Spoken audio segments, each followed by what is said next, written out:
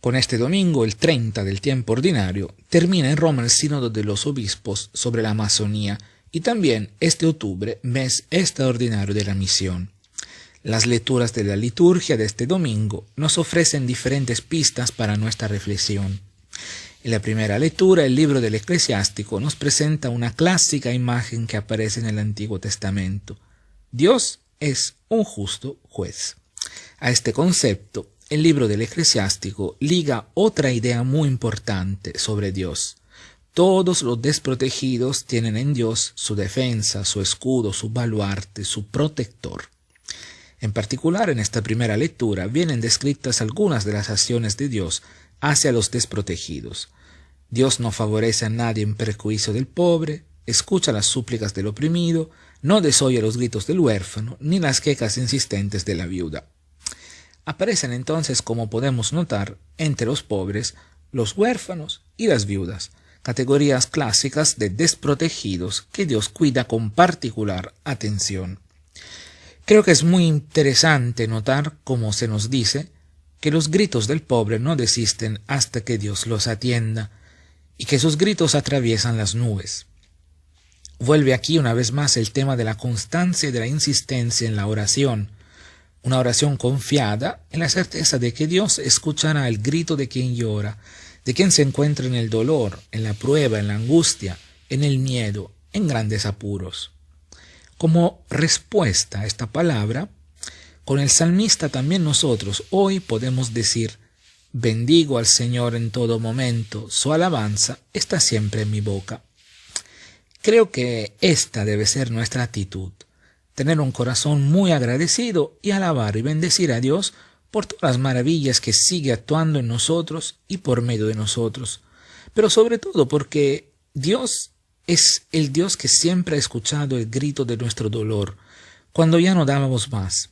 Él ha sido nuestro aliento y nuestra fuerza. Y no podemos que alabarlo, bendecirlo, compartir con los demás nuestra experiencia de fe. El salmista consigue resumir perfectamente la experiencia del pueblo de Israel, quien ha experimentado a Dios como un Dios cercano a los atribulados, un Dios que salva a los abatidos. Este es el Dios que en este octubre misionero debemos anunciar con alegría y pasión, el Dios que nos ama y que nos salva. También este domingo seguimos leyendo la segunda carta de Pablo a Timoteo, y en el fragmento que leemos hoy como segunda lectura, Pablo piensa ya en su muerte, y recordando su vida, dice que ha peleado bien su combate, ha corrido hasta la meta, ha mantenido la fe. Ahora, cabe preguntarnos, ¿cuál es nuestra meta? Y si estamos corriendo hasta la meta o solo caminamos lentamente. Nuestra meta tiene que ser la felicidad plena, nuestra meta tiene que ser la santidad, nuestra meta tiene que ser la vida eterna, nuestra meta tiene que ser el nunca alejarnos de Dios. Pablo nos dice que ha mantenido la fe. ¿Y nosotros? Frente a errores de algunos miembros de la Iglesia, frente a algunos escándalos, frente a tantas adversidades, ¿hemos mantenido firme nuestra fe? ¿O nos hemos dejado llevar y nuestra fe ha tambaleado? ¿O sigue tambaleando?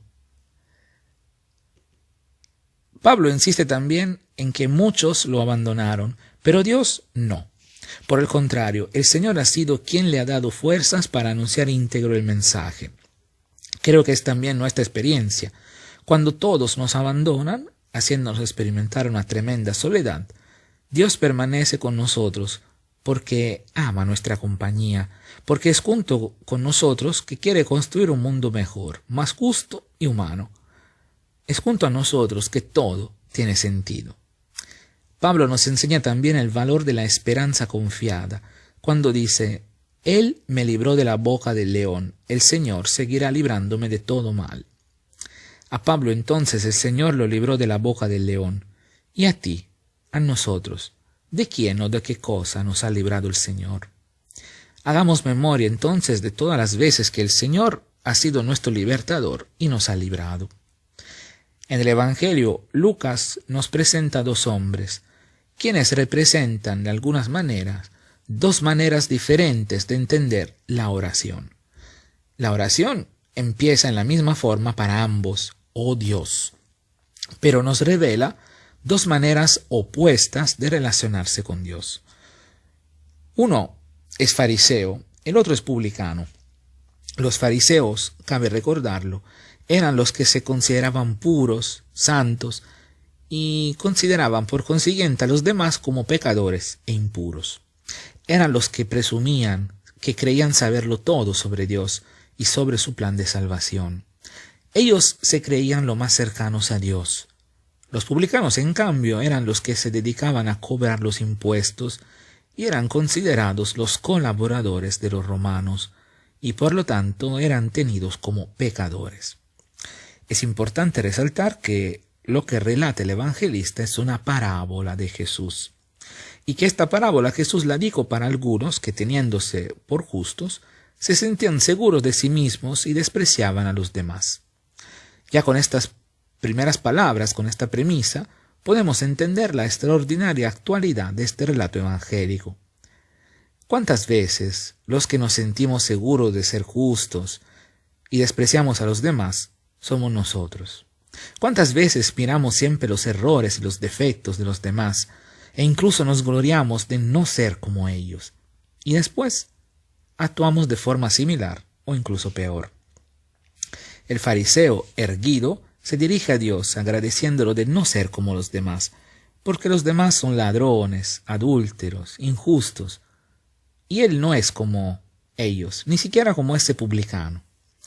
Quizás estas primeras palabras toquen carne en nosotros, y ojalá que fuera así, porque lo necesitamos de verdad. El fariseo sigue su oración alabándose a sí mismo, describiendo a Dios, como si él ya no lo supiera, todas las cosas que hace. Y aquí creo que es necesario preguntarnos, cuando hacemos algo bueno hacia nuestro prójimo, ¿por qué lo hacemos? ¿Cuáles son nuestras reales motivaciones? ¿Lo hacemos para sumar puntos con Dios? ¿Para después echarles en la cara a Dios todas las cosas buenas que hacemos, como este fariseo? El publicano, en cambio, se quedó atrás en el templo y no se atrevía ni a levantar los ojos al cielo. El publicano se reconoce pecador, conoce la misericordia de Dios y a ella se apela. Por eso pide en su oración que Dios tenga compasión de él. Y nos dice Lucas que el publicano, considerado pecador por los demás, volvió a casa justificado, mientras que el fariseo, quien se creía el más cercano a Dios, no volvió a casa justificado. ¿Y nosotros? ¿A quiénes nos parecemos más en nuestra vida diaria y en nuestra vida de oración?